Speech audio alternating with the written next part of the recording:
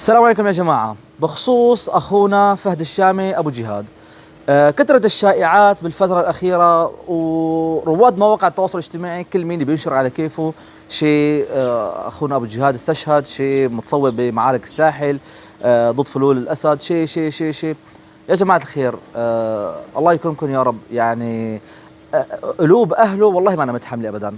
أنا صراحة اضطريت إنه أطلع بهذا الفيديو حتى أحكي، يعني حتى ما أي حدا بيشوف خبر على مواقع التواصل الاجتماعي وينشر ويعرض أهله لصدمة نفسية. يعني صراحة اليوم وقت أي حدا فينا بده يسمع أخوه، أبوه، ابنه، عمه كذا بده، يعني إنه استشهد أو تصوب أو إلى آخره، رح يوقع بحالة نفسية بشعة كثير. وأي حدا فينا معرض لهيك موقف. الله يجبر بخاطركم. للتوضيح أكثر ولحتى نكون دقيقين أكثر، أخونا أبو جهاد لحد هاي اللحظة مفقود ومغيب. لم يعني ما في أي خبر أو أي دليل على أنه أخونا استشهد بمعارك الساحل.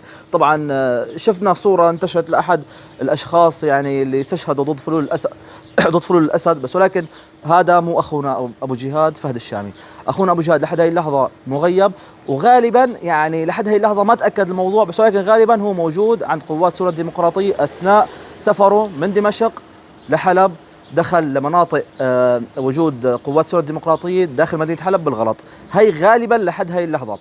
ويرجى يعني من أي حدا بده ينشر ما ينشر ويتسرع، ياخذ أخبار من هون أو من مجموعات الواتساب أو من مجموعات التليجرام. فالله يكرمكم يا رب. لا أهله ناقصهم، ولا هو كشخص ناقصه، ولا أي حدا فينا اليوم ناقصه هموم وناقصه مشاكل. فالله يجعل بخاطركم يا رب. بنكتفي بالدعاء لأخونا فهد الشامي إن شاء الله بأنه يرجع لأهله سالم آمن. وسامحونا على الإطالة وحياكم الله، بس ولكن وجب التنويه ووجب وضع النقاط على الحروف. والسلام عليكم.